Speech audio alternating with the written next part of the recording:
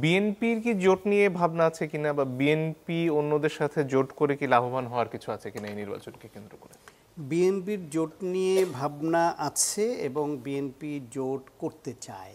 জোট এই অর্থে করতে চায় যে বিএনপির অনেক আগে থেকে তাদের দলীয় অবস্থান হচ্ছে জাতীয় সরকার। যদিও এটা ওই অর্থে জাতীয় সরকার কিভাবে হয় জানি না। বেসিক্যালি বিএনপি তার সমমনা যে দলগুলি ফ্যাসিবাদ বিরোধী আন্দোলনে, গণতন্ত্র পুনরুদ্ধারের আন্দোলনে সবসময় সহযোগী ছিল, তারা যদি এমপি হয়ে আসে, সেটা তাদের জোটে থেকে হোক অথবা আলাদাভাবে দলীয় ব্যানারেই হোক, তাদেরকে সরকার পরিচালনায় বিএনপি সঙ্গে রাখবে।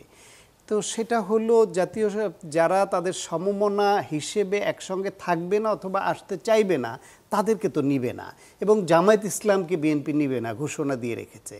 সুতরাং একসময় তো যুগপৎ আন্দোলনে ছিল, কিন্তু যুগপৎ থাকলেও বিএনপি এখন তাদের সঙ্গী বেছে নিবে পরিবর্তিত পরিস্থিতিতে। সেই ক্ষেত্রে বিএনপি জামায়াতকে সঙ্গে রাখতে চায় না, সেই ঘোষণা স্পষ্ট করে দিয়েছে বিএনপি।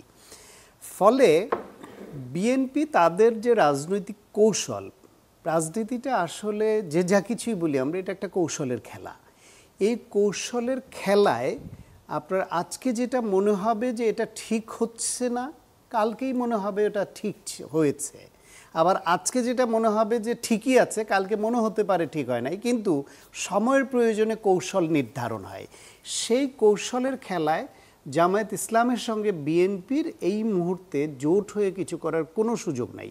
এখন নির্বাচন প্রশ্নে যেহেতু এনসিপি এবং জামায়াত ইসলাম একটা ভিন্ন অবস্থান নিয়েছে, যে নির্বাচন যত পেছাতে পারে ততই এই দল দুটি তাদের লাভ হবে মনে করে, যে বিএনপির বিরুদ্ধে কিছু চাঁদাবাজির অভিযোগ, কিছু দখলের অভিযোগ, তাদের নিজের কোঅর্ডিনেশনের কিছু সমস্যা বিভিন্ন জায়গায়, এইসব নিয়ে বিএনপিকে যদি প্রশ্নবিদ্ধ করা যায় এবং যত সময় যায়, জামায়াত 16 বছর যে রাজনৈতিক কর্মসূচি প্রকাশ্যে চালাতে পারেনি, সেটা যদি এখন প্রকাশ্যে চালাতে পারে, তাহলে তাদের পজিশনটা আরেকটু স্ট্রেংথেন হবে।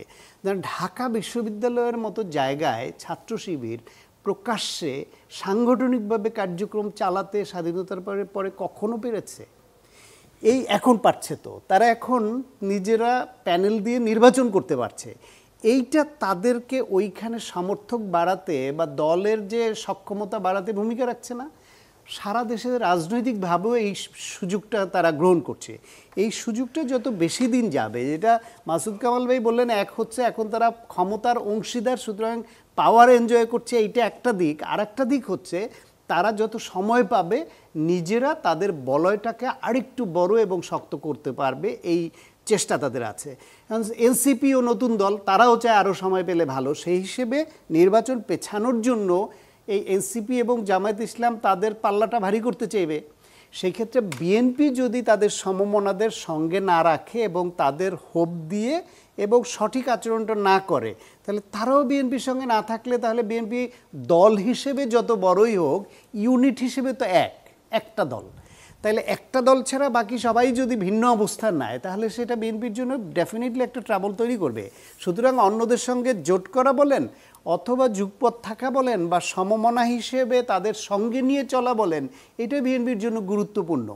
আর জামায়াত ইসলাম এবং এনসিপি যেটা বললো মাসুদ কামাল, এই জোটের প্রশ্নে এনসিপির অনেকের সঙ্গে আমার ব্যক্তিগত আলাপচারিতা যাদের হয়, আমি দেখেছি ওদের কথা শুনে এনসিপির মধ্যে যেমন শিবির করা অনেকে যেমন আছে, তেমনি বামপন্থী ধারণা নিয়ে লেখাপড়ার সংখ্যাটা এনসিপিতে কিন্তু ভালোই আছে।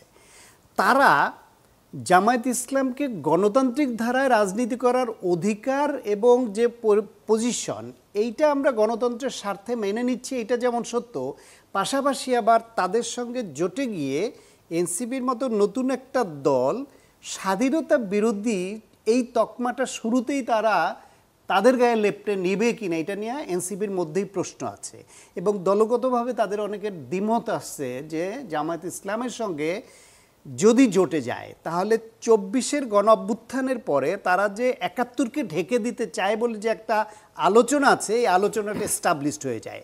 ফলে কৌশলগতভাবে ভেতরে তাদের অনেক বিষয় একমত হলেও যে ফর্মাল যে জোট হওয়া, এটা জামায়াত ইসলাম এবং এনসিপি কার্যত হবে না, এটা আমার ধারণা। জোট কিন্তু হলে জি আসন জামায়াত এবং ভাগাভাগির যে প্রশ্ন এনসিপির থাকে। বিশেষ করে জামায়াতের উচিত হবে তাদের সক্ষমতা যাচাইয়ের জন্য হলো একা নির্বাচন করা, কারোর সঙ্গে এভাবে জোটে না গিয়ে। তারা তো বিভিন্ন জরিপের রেফারেন্স দিয়ে বলছে যে তাদের জনপ্রিয়তা, সক্ষমতা, পজিশন অনেক বেড়েছে। লেটস দেম জাজ যে জি। তারা আসলে কত দূরে গেল। এখানে একটা প্রশ্ন স্বাভাবিকভাবে আসে যে মাঠ পর্যায়ে আসলে একটি জোট হলে আসন ভাগাভাগি যখন করা হবে তখন বিএনপির নেতারা স্বতন্ত্র যে দাঁড়িয়ে যাবেন না সেখানে নমিনেশন না পেলেও, সেটা নিশ্চয়তা আসলে কিভাবে এইটা একটা সম্ভাবনা আছে। বিএনপির জন্য এবার বড় যে ক্রাইসিসগুলি এবার আসবে তার মধ্যে একটা হচ্ছে নমিনেশন প্রক্রিয়া শুরু হলে নির্বাচনে 24-এর নির্বাচনে এবং 18 নির্বাচনে আওয়ামী লীগ যে সংকটটা ফেস করেছে, তাদের নেতারা মনে করতো দলের টিকিট পাওয়া মানে আমি এমপি। বিএনপি এবার মনে করা হচ্ছে আওয়ামী লীগ যেহেতু ব্যান এবং তারা সিনের বাইরে, অন্যতম বড় দল হিসেবে বিএনপি এবার একচাটিয়াভাবে হয়তো ভোটের পার্সেন্টেজে অন্যরা যে যতটুকুই পাক, নির্বাচিত হয়ে আসার মতো পজিশনে বিএনপির বাইরে অন্য দলের ক্যান্ডিডেটরা খুবই কম আছে। সেই ক্ষেত্রে বিএনপির নমিনেশন পাওয়া মানে টিকিট পাওয়া মানে আমি এমপি, এইটা অনেককে মরিয়া করবে। সেখানে টাকার ব্যবহার, ক্ষমতার ব্যবহার এবং দলের সিদ্ধান্তে ওই লোকালি ওই প্রভাবশালী নেতাকে না নিয়ে জোটের কাউকে বা অন্যকে দিলে ওইখানে একটা তাদের যে বাধা তৈরি করা যে নেতার বিরুদ্ধে, অথবা স্বতন্ত্র ইলেকশন করা, অথবা অন্য দলে চলে গিয়ে অন্য দলের ব্যানারে ইলেকশন করা, এইটা বিএনপির জন্য একটা সংকট হতে পারে। তাদের স্ট্র্যাটেজি নিতে হবে এটা কিভাবে তারা ফেস করবে।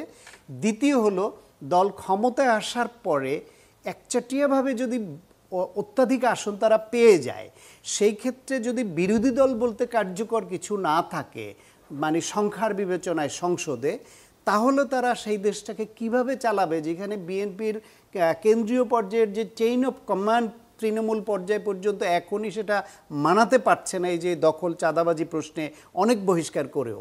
ফলে নমিনেশন এবং এটা নিয়ে এই ক্রাইসিস বিএনপির হয়তো হবে। কি স্ট্র্যাটেজি বিএনপি নেয় সেটা দেখার বিষয়। সেই ক্ষেত্রে বিএনপি জোটের যাদেরকে নমিনেশন ছেড়ে দিবে তার দলের নেতা হয়তো ওইভাবে স্বতন্ত্র দাঁড়িয়ে যেতে পারে।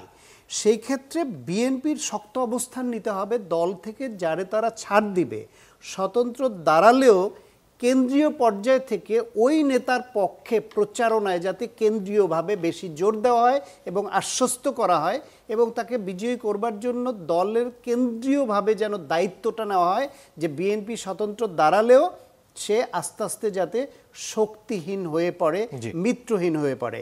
এটা দল হিসেবে বিএনপিকে দায়িত্ব নিতে হবে।